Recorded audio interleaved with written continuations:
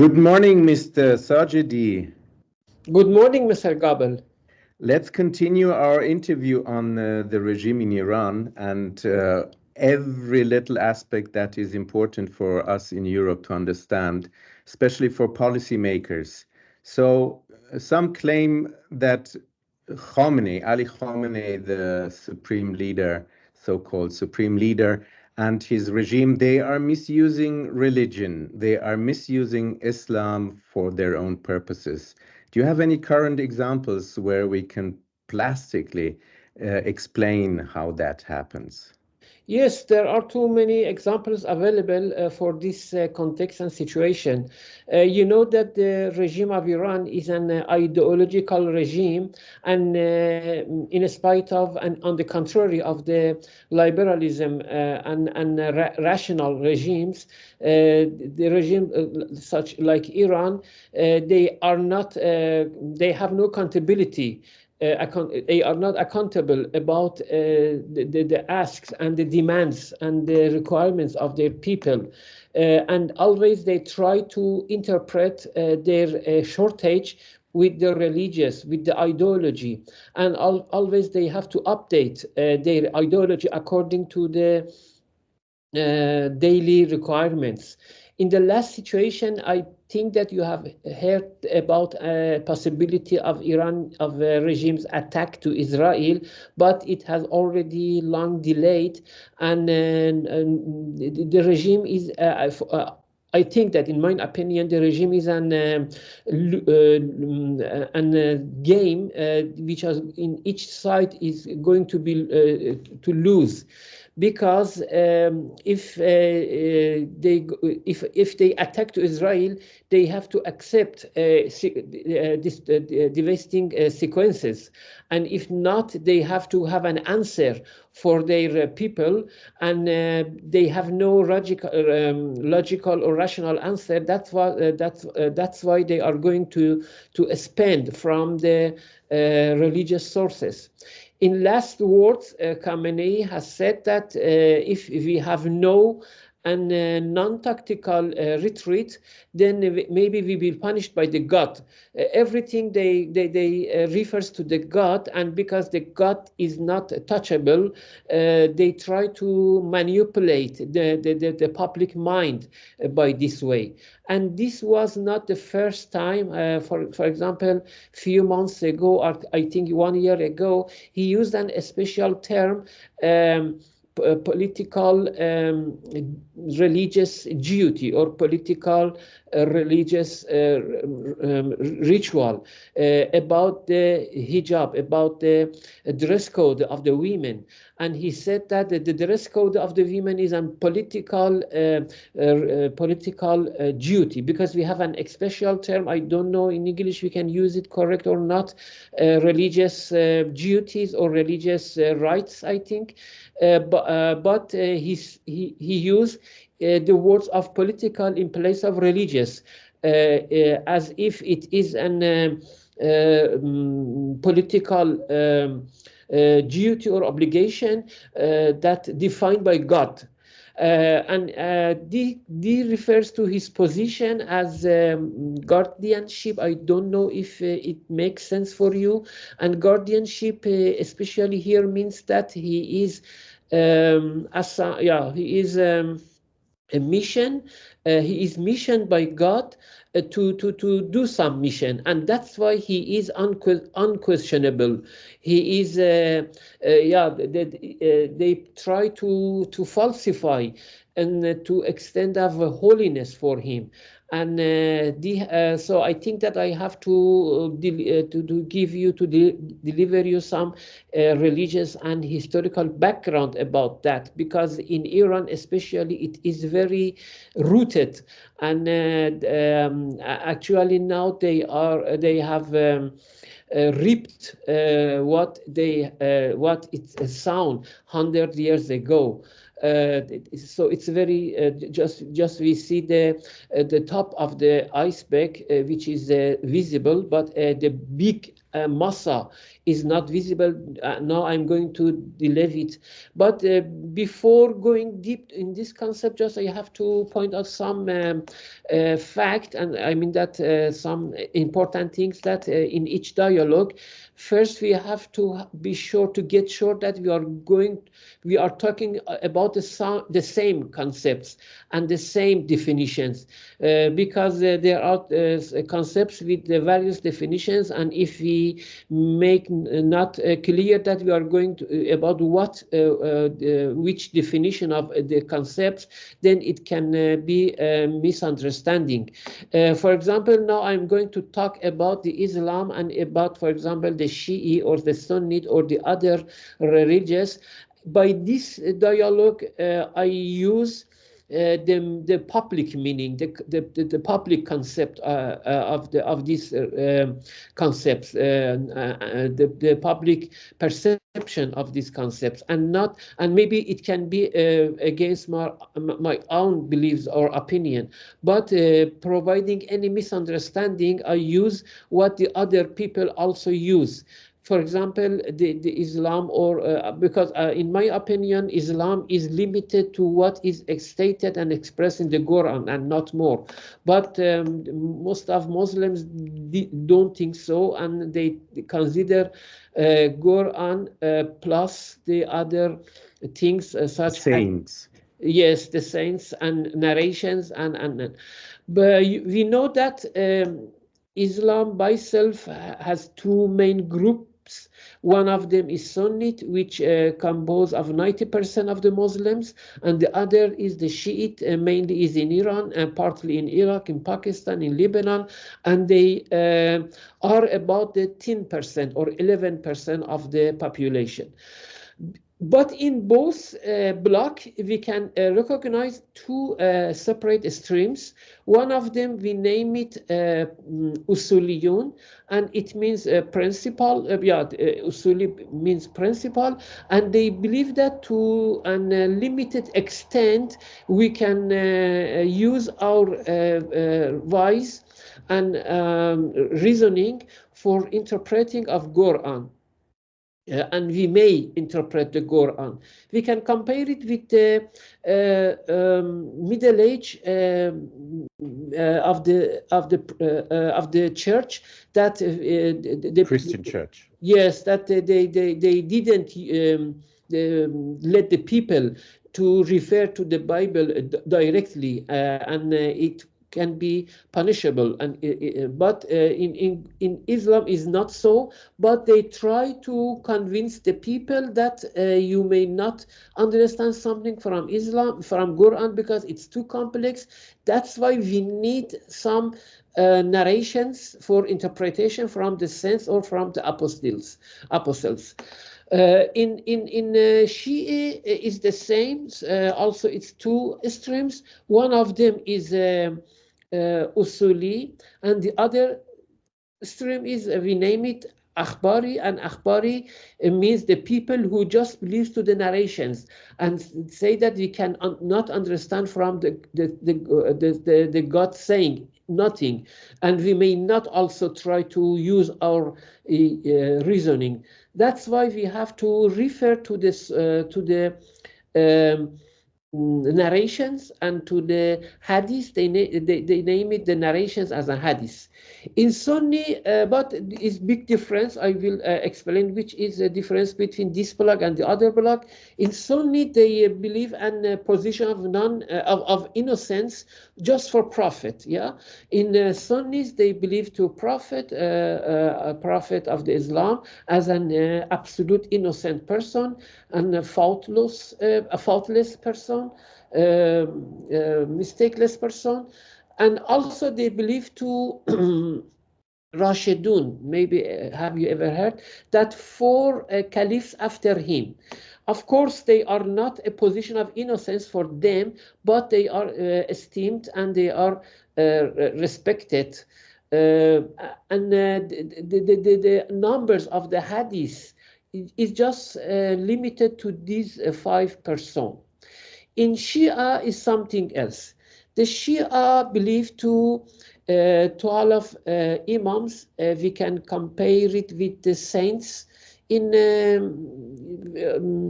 this compare is not very good, but anyhow, there is no other way of comparison with the saints in Christianity, and plus the daughter of the prophet, because they believe that the generation of prophet was continued through her daughter, one of her daughters.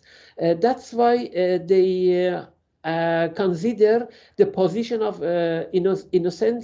innocency for 14 people, and it means that the source of hadith in Shia is 14 times more bigger than the source of hadith in Sunni. And but especially and from historical point of view, during the Safavids, we can see a big and organized state procedure of falsifying of hadith.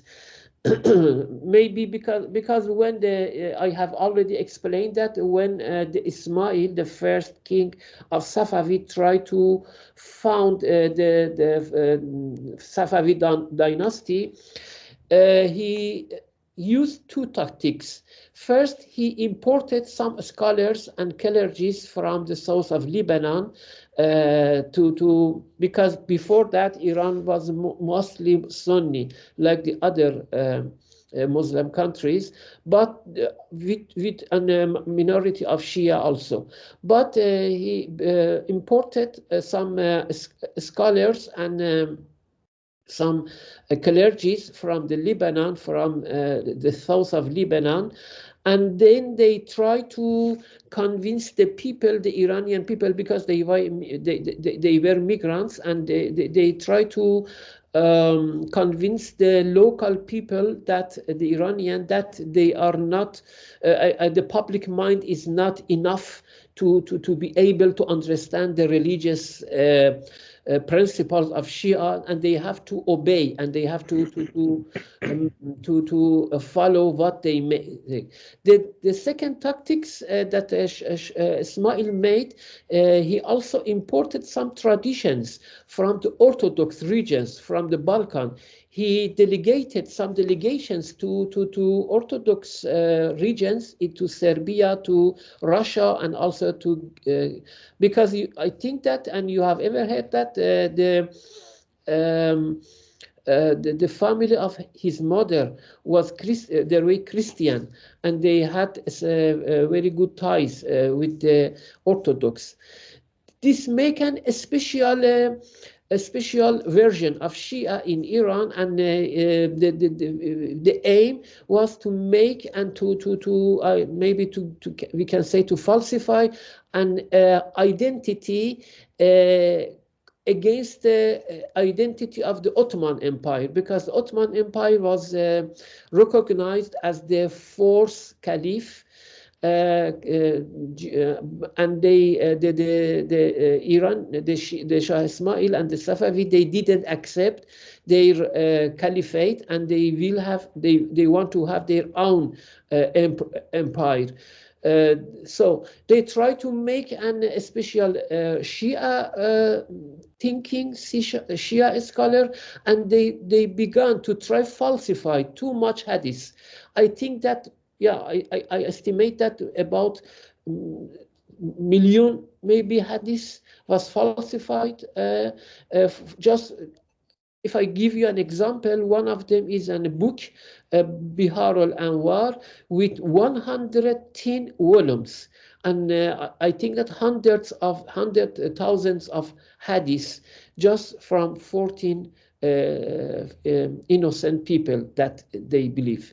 So as I have already pointed out, now they are reaping what they have sown 500 years ago. And during the Safavid, the stream of akhbari or news targeted people was dominated. They ruled the country. They was ruling the Iran completely. But with the fall of the overthrow of Safavids, this stream was also failed, and this failed, and the other stream, the stream of principles, the stream of Usuliyun. Yes, they came to the power in Iran, and they were continued till the middle life of the Islamic Republic of Iran. I mean that also the Islamic Republic of Iran were begun with the Usuliyun, with the principles. Just I have to explain that the Usuliyun in both bloc, in Sunni and Shia, they have good relation with each other because they use their thinking. They are along with each other. They are aside with each other, and they have good ties. They have no problem with each other. Actually, in both bloc, the Akhbari are the extremists, and they have also in fight with each other. As an example, in a Sunni bloc, I can give you, for example, Daesh. ISIS is a big example of Akhbari, because they believe that we may never think about the Quran, we may never use our think, the human think is not sufficient, is insufficient, and we have also to use and to refer, and we have to refer to the news, to the narrations. We have the same thinking in Shia, and sometimes they fight with each other. What about the Muslim Brotherhood? Muslim Brotherhood, so I have to give some important point about that. Each time that they want to came to the power, they are potentially silent, and they go to be hidden in the back of the Usuliyun. Brotherhoods, if they take the power, they show that they are Usuliyun, but they are not, and they are they believe to the Akhbari, and they are narration thinking. No thinking. They don't think. They believe that believe to the narration. Yes, they believe to the narrations. Okay. For example, in Egypt, have you ever heard about the Azhar? Al-Azhar University is a special Islamic university, was made from both Usuliyun in Shia and Usuliyun in Sunni. So they have, and it makes, it makes an integration. They try to make an integration between Sunni and Shia, but the Akhbari in both sides, they are opposite for this approach, and they fight with this approach. In Iran, especially since Ahmadinejad came to the power, the Akhbariyun dominated the political and social scene.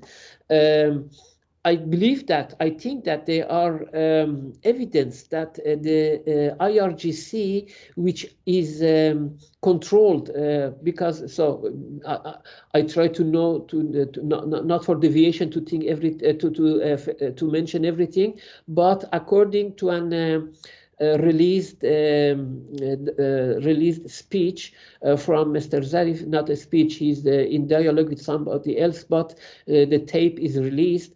The IRGC was always directly under control of Russia, and they have some ties with Russia out of the governmental and out of the usual diplomatic relations.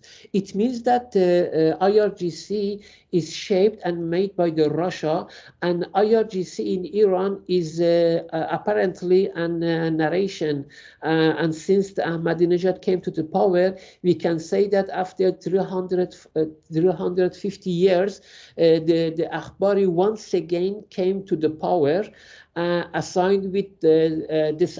And if you deep think, you can understand that also at the same time, the ISIS in Syria and Iraq, they also came to the power suddenly without any precedent or without any introduction. So we can assume that there is something behind that stimulates and accelerates the stream of the akhbariyun, or the news believers. Narrative believers. Narrative, yes. Yes. Mr. Khamenei first showed that belonged to the Usuliyun and was a rational scholar. But when he came to the power, he changed his attitude 180 degrees, and he now he is he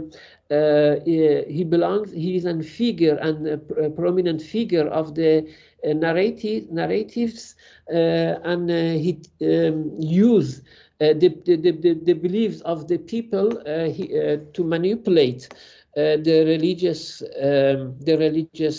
commands, the religious structure, and use from the religion and the religious beliefs of the people to advance his goals. But what for me is very interesting, and I wonder about that, the people still, they know that he is going to do this, but they obey them. I mean that, but the percentage is very low at this time. I think that now is maybe 10% of 7%, and it's very important for the foreign observers when Khamenei uses the word of people or nation in his speech. He just means this 7 or 8% of the population, Iranian population, and he didn't consider the rest as real people and just this 7%.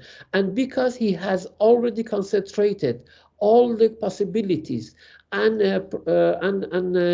capabilities of the country in the hands of these 7 or 8 people, 8% of this population, he has to be responsible, or he has to be accountable before these people. That's why sometimes he uses these terms, these religious terms, for example, as the last time that if we if we have no non-tactical retreat, maybe we will be punished by the God. And he tries to convince these people by referring to their religious backgrounds. Of course, there is no religious, as I have explained in advance. It's just superstitions. So now he claims that he cites the Quran. Is this saying, is it a saying what he says, or is it picked from the Quran, but people don't know the difference? Not only doesn't pick anything from the Quran, it's under contrary of the Quran. That's why I said that, because in Quran, I think that the word of thinking and its derivations of this word is repeated more than each other word in Quran. So the Quran also asks you or demands you to think and to use your wise and I think deep about everything. For example, if you have noted, the big teachers like Citadra or Confucius or Zarathustra, they use the very simple examples to explain the big and huge concepts. The Quran is also so. In Quran, you can find some very simple examples, but with big meanings and concepts. But the people like Khamenei, they try to talk complex, or the scholars, they try to talk complex to make the people confused, and the big and impose the people that they cannot think, and it's too complex for them to think. That's why they have to obey them. But in Quran also in the words of the big people is not so, and always they try to use the very big concepts through very simple words. In Quran, absolute is not such a thing that Khamenei has mentioned. Okay, wonderful. So now I have one question which has two sides. Is there a recommendation from your side concerning these subject we were just discussing for European scholars and politicians? And what is your recommendation for people in Iran who kind of fall for Khamenei's claims? Yes, for the European scholars and politicians, I have to say that surely this version of Islam that they are confront is not the original one, is not the genuine, because maybe they see that the Islam with an involved with the violence, involved with the rape, involved with the inhumanity. But actually this is an external face, that external falsified face that is made by the people like Khamenei or Alexander Dugin that we have talked about in another opportunity, because Alexander Dugin made this idea that the Shia can control the whole this world of the Islam. So it's an falsified Islam, manipulated Islam, and is not the pure Islam. So you can find the pure Islam in the words of the Sufis, for example, Milvana, Saadi, Hafiz, the big figures in European culture are impressed by these Islamic figures. So this Islamic figure cannot be extremist like now that we see. But my recommendation for the people, I have no recommendation for the people inside the Iran, because they know everything by self. I'm sure about that. Just for the people who are categorized as pro-Khamenei people, just I ask them that to use their wise, just to try to think, just try to use what God has given to him, has gifted to him. And because in Islam they believe that the people have to use the gift of God, and this is the best thing, the best thanks, giving thanks to God.